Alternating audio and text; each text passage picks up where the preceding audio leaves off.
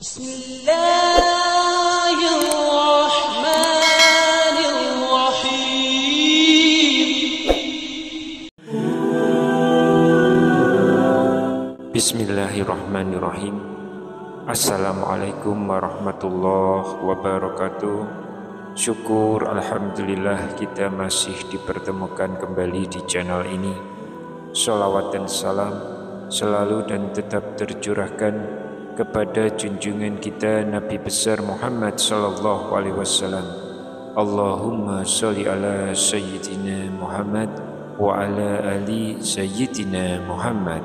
Harapan dan doa saya semoga saudaraku semuanya selalu diberikan kesehatan, dilapangkan rezekinya, diampuni dosa-dosanya, dipanjangkan umurnya, dan semoga kita tidak mati kecuali mati dengan beriman dalam Islam. Dan sempatkanlah menuliskan sholawat di kolom komentar, insya Allah akan menjadi bukti cinta kita kepada Rasulullah Muhammad sallallahu alaihi wasallam. Semoga kita semua mendapatkan syafaat beliau di akhirat kelak. Amin ya rabbal alamin. Sahabat beriman yang dirahmati Allah, wudu memiliki kedudukan yang penting di dalam agama Islam. Tidak sahnya wudu seseorang dapat menyebabkan sholat yang kita kerjakan akan menjadi tidak sah. Sedangkan sholat adalah salah satu rukun Islam yang tidak dapat ditawar-tawar lagi. Oleh karena itu, adalah suatu kewajiban bagi setiap umat Islam untuk memperhatikan bagaimana saat mengerjakan wudu.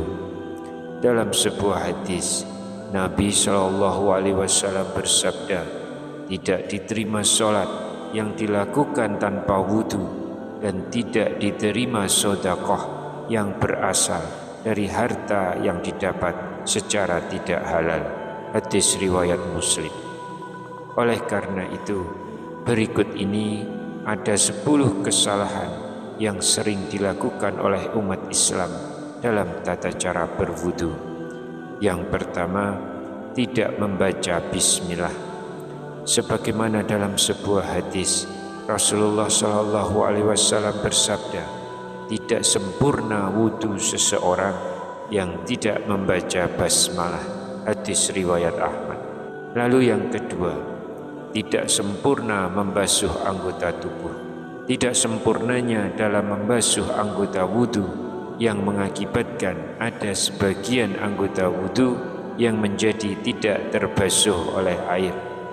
Imam Al-Bukhari rahimahullah meriwayatkan melalui kitab sahihnya dari Muhammad bin Ziyad, ia berkata, aku mendengar Abu Hurairah radhiyallahu anhu saat beliau melewati kami dan orang-orang sedang berwudu, sempurnakanlah wudu kalian, sesungguhnya Rasulullah sallallahu alaihi wasallam bersabda, celakalah tumit-tumit yang tidak terbasuh air ketika berwudu dari api neraka. Dan dari Khalid bin Mi'dan, dari sebagian istri-istri Rasulullah SAW, sesungguhnya Rasulullah SAW melihat seorang laki-laki yang sholat, sedangkan di punggung kakinya terdapat bagian mengkilap karena tidak terbasuh dengan air wudu seukuran uang dirham atau uang logam. Maka Nabi menyuruhnya untuk mengulang wudunya. Hadis riwayat Imam Ahmad. Dan Abu Daud menambahkan dan mengulanginya untuk sholat. Lalu yang ketiga, membasuh anggota wudu lebih dari 3 kali. Ini adalah was-was yang datang dari setan, karena Nabi SAW tidak pernah menambah basuhan saat wudu lebih dari 3 kali.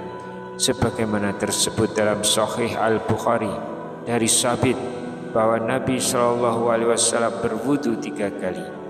Maka yang diwajibkan bagi seorang muslim adalah membuang semua rasa was-was dan juga ragu-ragu yang muncul setelah selesainya wudu, dan jangan kita menambah lebih dari 3 kali basuhan untuk menolak rasa was-was yang merupakan salah satu dari tipuan setan.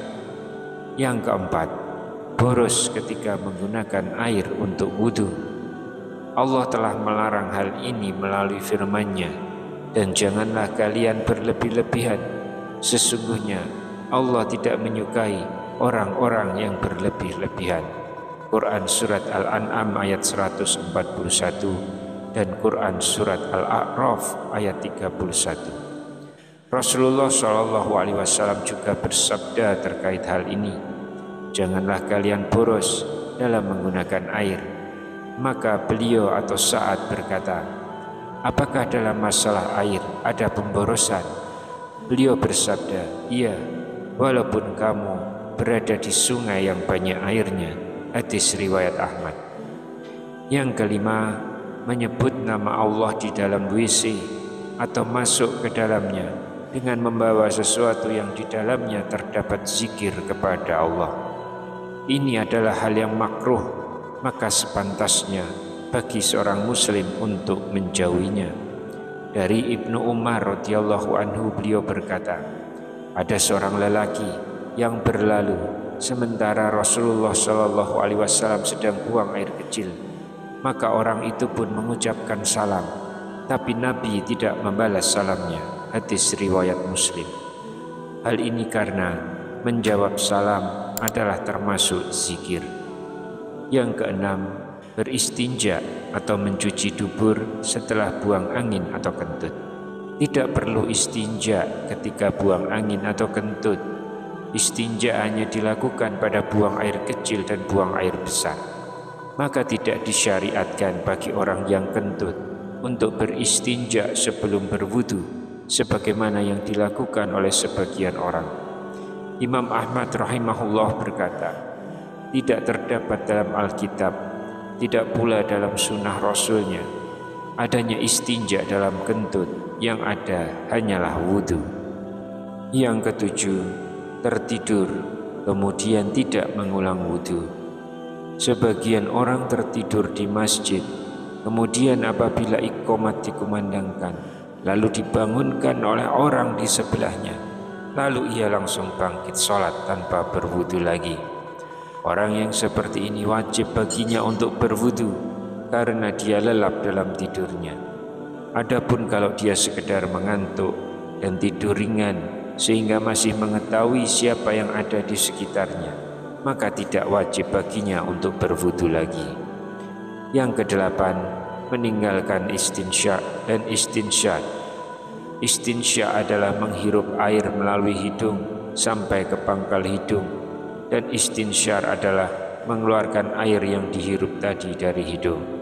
Sebagian kaum muslimin ketika berwudu hanya memasukkan jarinya yang basah ke dalam hidung.